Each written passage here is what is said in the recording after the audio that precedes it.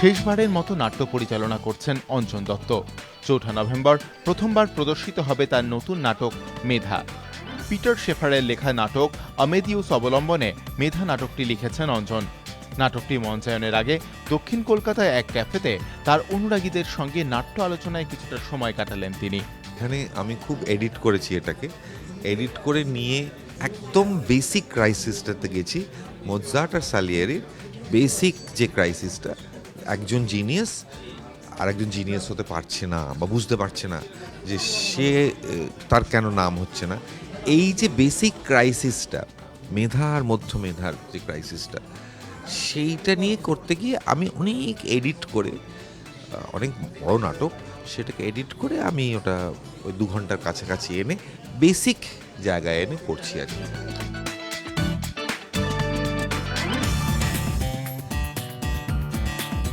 আমার গান থাকছে না, অবভিয়াসলি এটা মোৎসার্টকে নিয়ে, কিন্তু আমার পছন্দের গান থাকছে, মানে যে গান শুনে আমি বড় হয়েছি সেটা থাকছে।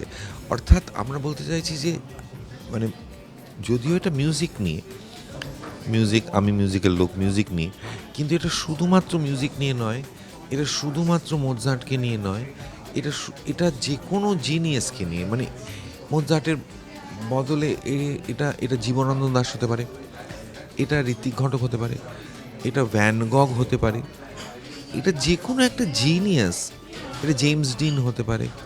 মানে এমন কিছু মানুষ পৃথিবীতে আসে যারা অনেক অনেক এগিয়ে ভাবছে, অনেক এগিয়ে রয়েছে, যারা তারা তাদের সমস্যা, তাদের ক্রাইসিস, মানে তারা দর্শক পায় না, তারা চলে যাবার পর আস্তে আস্তে আস্তে আস্তে আস্তে আস্তে ইতিহাস তাদের কাজটাকে রেকগনাইজ করে।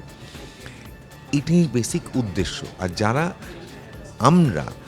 যারা বলছি আমরা ট্যালেন্টেড, কিন্তু আমরা টাইম বাউন্ড, অর্থাৎ আমরা আমাদের সময়কে সার্ভ করছি।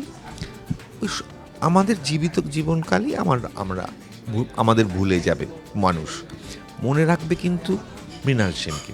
নাট্যপ্রেমীদের প্রত্যাশা পূরণ করবে তার এই নতুন নাটক, আত্মবিশ্বাসী অঞ্জন দত্ত। রশ্মিতা গুপ্তর রিপোর্ট, এবিপি আনন্দ, কলকাতা।